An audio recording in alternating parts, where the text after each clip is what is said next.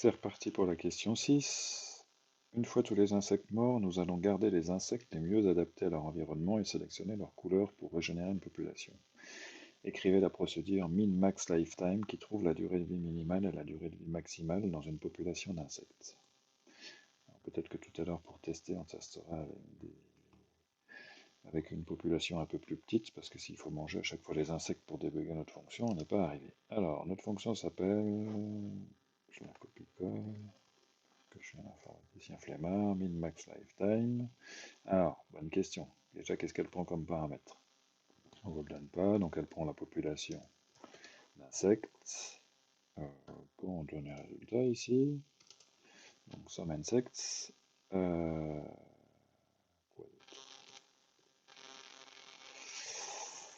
Et bien la durée de vie minimale, qu'on va rentrer dans un float. Je vais appeler min grand L pour min life. Oui, j'ai un peu du français à l'anglais. Max grand L pour max life. Et on est parti.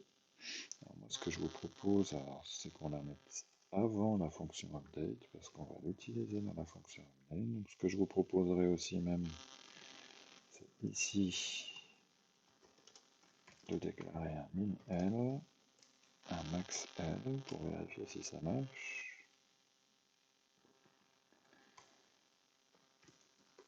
On va appeler la fonction min max time. Je vais passer ma population d'insectes. Je vais passer min L, max L. Et d'afficher le résultat. Donc ici on va afficher min L, mettre un peu de texte.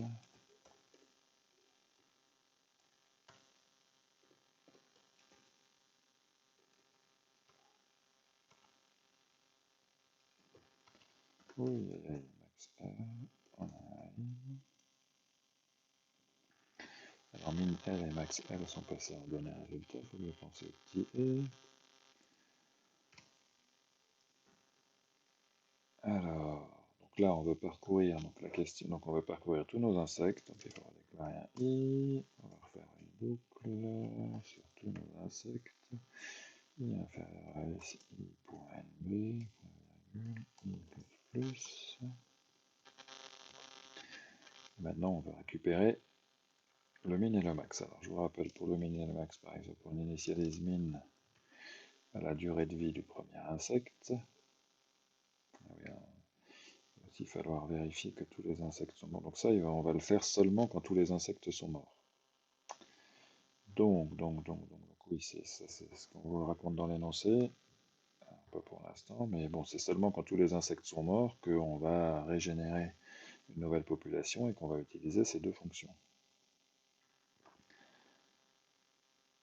Alors, on suppose que tous les insectes sont morts, donc ça veut dire qu'on suppose qu'ils ont tous une durée élevée. Donc min max ici, pointable, on initialise le min avec la case 0 du tableau, on récupère durée, on fait la même chose sur max, on récupère la durée de vie de l'insecte, et là dans la boucle on parcourt tous les insectes. Alors bonne remarque, personne ne me le dit, mais moi je le dis, on peut commencer à la case numéro 1, puisqu'on a déjà la case numéro 0 ici. On va récupérer l'insecte qui a vécu le moins longtemps et l'insecte qui a vécu le plus longtemps. Donc l'insecte qui a, donc ici, notre ancien min L, minimum life, s'il est plus petit que si pointable crochet i point durée, ça veut dire qu'on a un nouveau minimum. Je copie-colle ça parce que j'ai la flamme. Je le remplace par égal. Donc si c'est plus petit, c'est qu'on a un nouveau minimum. Et on fait la même chose pour un max. Si c'est plus grand, on va changer là, max, et là on a un nouveau max.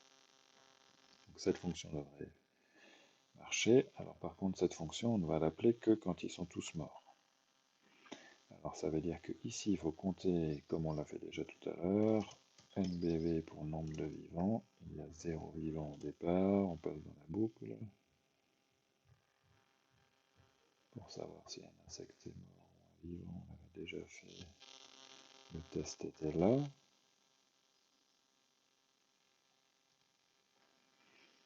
Si cet insecte est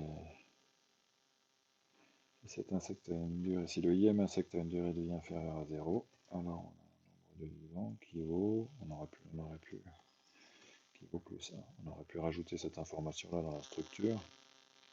Ça aurait évité de la calculer une fois dans l'affichage et une fois dans le update. Mais bon, allez, c'est pas grave, faisons-le là.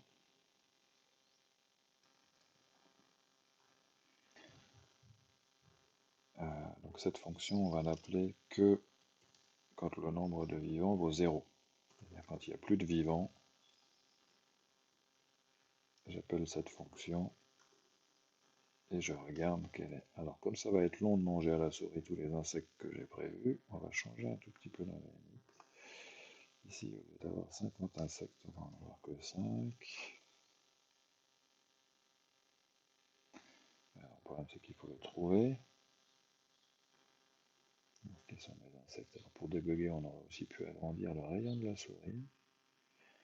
Il en reste un quelque part.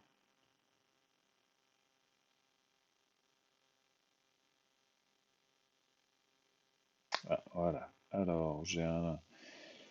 Le plus petit vaut 18 et le plus grand vaut 10. Ah ben, j'ai dû inverser minimax. Donc en gros, j'ai mangé les insectes en 10 secondes et en 18 secondes. Alors ce qu'on va changer aussi. Donc qu'est-ce que j'ai fait avec mon minimax? J'ai dû inverser minimax. Et oui, si l'insecte, le IM insecte est plus petit que l'ancien min que j'avais, alors c'est ça, et là c'est ça. Donc j'ai inversé les deux. Alors pour que ce soit plus rapide, on va aussi déclarer une constante que j'appelle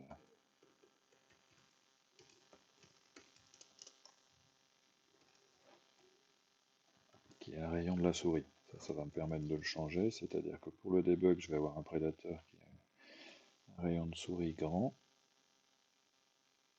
Est-ce que je le fais ce calcul ici?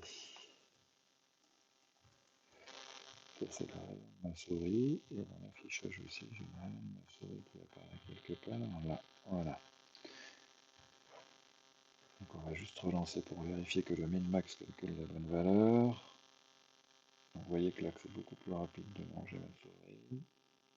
Il en reste quand même un. Allez, tout là-haut. Donc le premier, je l'ai mangé en 7 secondes et le dernier, je l'ai mangé en 11 secondes. Ça paraît raisonnable. Donc on a répondu à la question 6A. Je vais vous montrer le code. Max lifetime. Donc,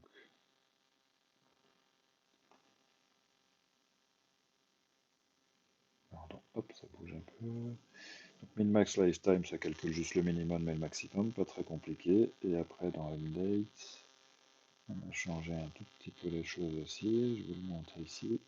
On a testé ça, c'est quand le nombre de vivants vaut 0. On appelle cette fonction et on vérifie que c'est juste. La suite dans la prochaine vidéo.